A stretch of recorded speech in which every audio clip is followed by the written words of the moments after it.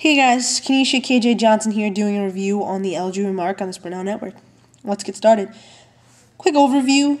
The LG Remarq was actually made to replace the LG Remarq 2. It's a pretty basic phone, but don't let that fool you. It has some really nice features overall.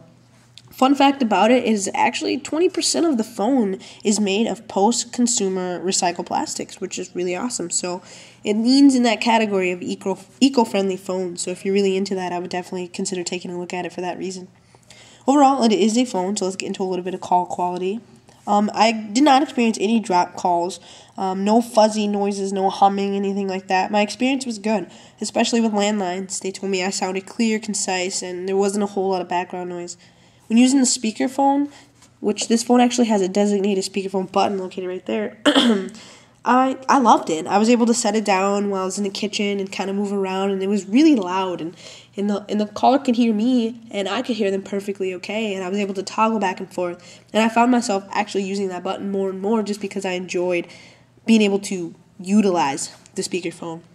If you're not a person who likes to use the speakerphone that often, this phone is Bluetooth compatible, so feel free to hook up your Bluetooth headset and be safe on the road.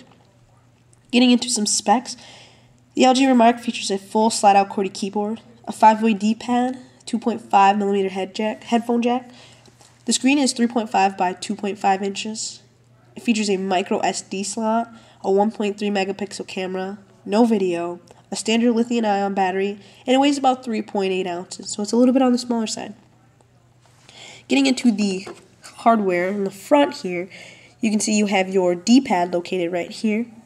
The buttons raise up, this middle button raises up a bit, and so does your speaker, and your back button raises up, but all these buttons can be pushed down. Getting into your QWERTY keyboard here, the buttons actually were surprisingly larger than I thought they would be for such a compact phone, and they raise up quite nicely, and you can slide your fingers over them quite smoothly, and I found myself typing a lot faster than I thought I would as quickly. I'd only been using it for an hour, and I was already speeding away at every word that I was typing, which is quite nice. Taking a look at the screen here, the 3.5 by 2.5 screen is not a touchscreen. At first glance, I thought, oh wow, is that a touchscreen phone? That would be really cool, but actually it's not. It's just a regular display, and it's actually quite nice. I don't really have any complaints. At first I thought it was going to be a little small, but it works for this phone. It really does. Moving on to the left side of the phone, as you can see here, we have our 2.5mm headphone jack. I would have liked to see a 3mm headphone jack just because it's standard. You will have to buy an adapter if you want to use your own headphones, and unfortunately it didn't come with a headphone set, which I kind of found a little shocking, really, but to each its own.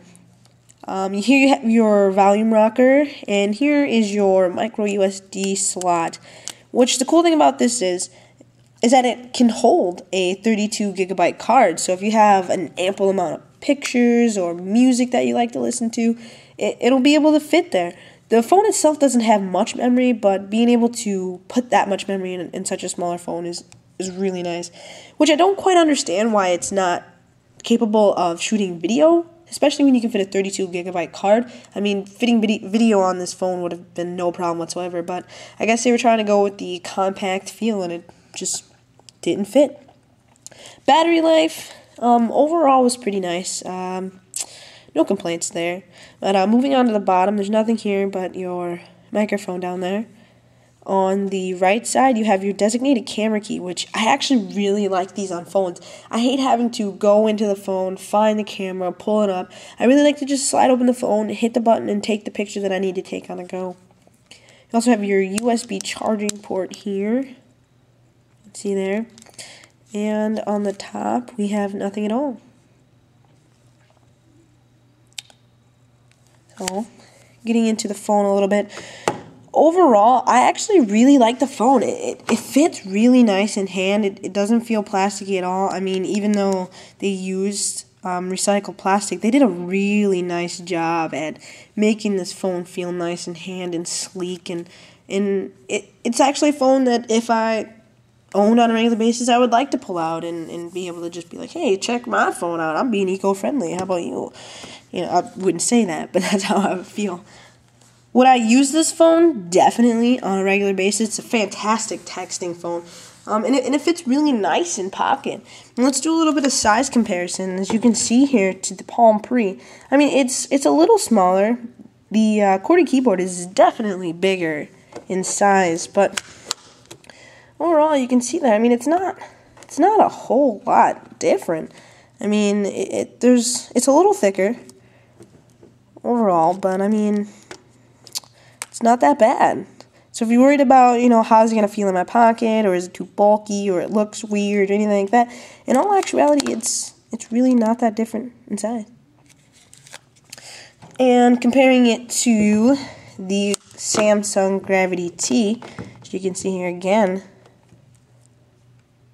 to all these phones, I mean, Samsung, it does slide the other way. It features a full-out QWERTY keyboard that way, but overall, as you can see, I mean, it's not too bad at all. So, and I'm doing a size comparison to all of them next to each other. Kind of get a feel for the type of size that you're dealing with.